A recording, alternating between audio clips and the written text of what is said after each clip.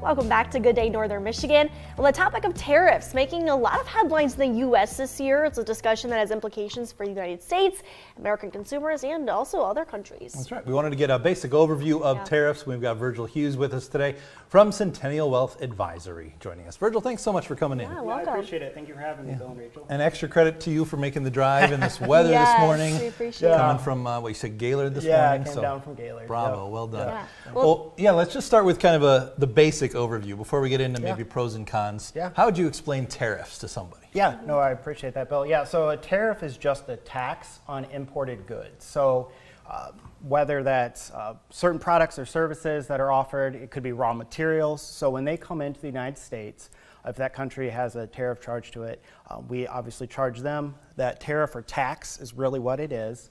And that tax is collected actually at the port of entry by the Customs Border Protection agents. And who's paying the tariff?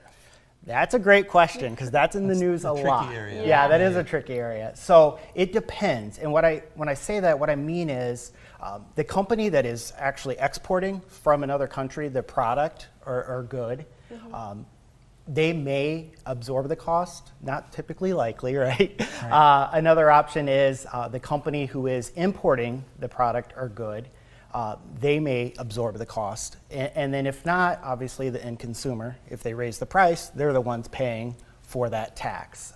So if you think about it with products that maybe aren't as competitive and they have opportunities to buy a different good or product, then that consumer may not be willing to pay that additional price. Go ahead, So when Rachel. we see, there's supporters, there's critics of the tariffs, what are the supporters liking about the tariffs that we could see? Yeah, so a lot of times you'll hear about the tax revenue, right? Like this is going to bring in more revenue, but realistically, last year, only about 2% of the federal government's revenue tax source came from tariffs. So to put that in perspective, about 50% of the federal government's tax revenue came from individual income tax. So there's not a ton of revenue there. So you asked what the supporters say. One is this going to bring in this additional revenue. Well, it may, but it's not a ton of revenue. Other things, though, that supporters say is it's a way, with tariffs, it's a way to obviously bring in tax revenue, make the U.S. companies more competitive. But a third option is really to try to use leverage to force countries that we're charging tariffs to do what maybe we want, right? So with regards to that, I think right now you see our three largest trading partners. It's China, obviously US, Canada, and Mexico. So with them, it's the things they're trying to encourage or force is fight against illegal immigration and drugs flowing to the country. That's one of the comments I've heard from supporters is that this is less so about tariffs than it is as a bargaining chip. Yeah. And some people don't like that or agree with it, or some people maybe don't quite understand the motivation behind that. But the way I heard it described was that President Trump is a transactional president, and it's all the art of the deal for him. And whether or not he's even serious about tariffs, or frankly, many of his proposals, is up for debate, whether or not that's just a bargaining chip. Yep. Absolutely, that's a very good point, Bill. So what a lot of people's supporters are looking at this saying, okay, with these tariffs, are we really trying to get that much more revenue, right? Like I mentioned earlier, only 2% of the federal tax revenue is coming from tariffs. So if you double that, it's still under 5%. Is that really going to help that much from a tax revenue? But you're absolutely right, Bill. I think a lot more of it has to do with strong arming, really, Canada, Mexico, and China to get serious about the flow of illegal immigrants and then obviously the flow of drugs. And then long term, people are kind of thinking it could possibly replace income tax revenue.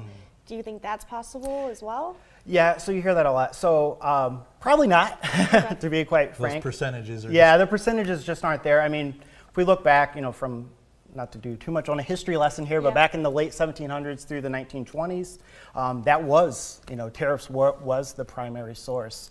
But with the 16th Amendment in 1913, that introduced, individual income tax. And that's really where we saw the switch to more individual income tax. But the revenue's just not there.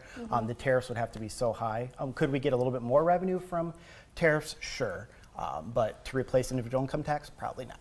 I've got two other questions for you. One is obviously the critics who are against the tariffs and what we're doing. And even if they are maybe supportive in concept, it seems like part of the criticism is the chaos Yes. that it's causing. Absolutely. So yeah, so with the critics, it does create chaos. You know, the stock market, if we use that, that's where my world, right, at Centennial Wealth Advisory, with regards to investments, the stock market likes certainty. Right, so with tariffs, the issue is there's so much uncertainty. There's going to be tariffs, they're not, we're pausing them, we're going to change the amount.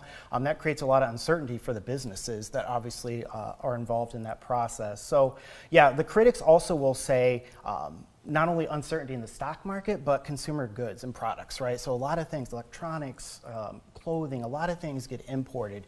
And the end consumer is the concern there. And then also for businesses, right? They're going to have to pay more for their raw materials, and how is that going to impact them and their employees and so forth. So you see a lot with critics about those kind of areas of focus. Do you take a lot of, just in our final minute here, do you Yeah. take a lot of questions from folks who are, invested in the stock market? How is this going to impact, what I've got set up? Obviously, stock market is the long game, Yep, so yep. things will change in a year, much Yep. less a month from now.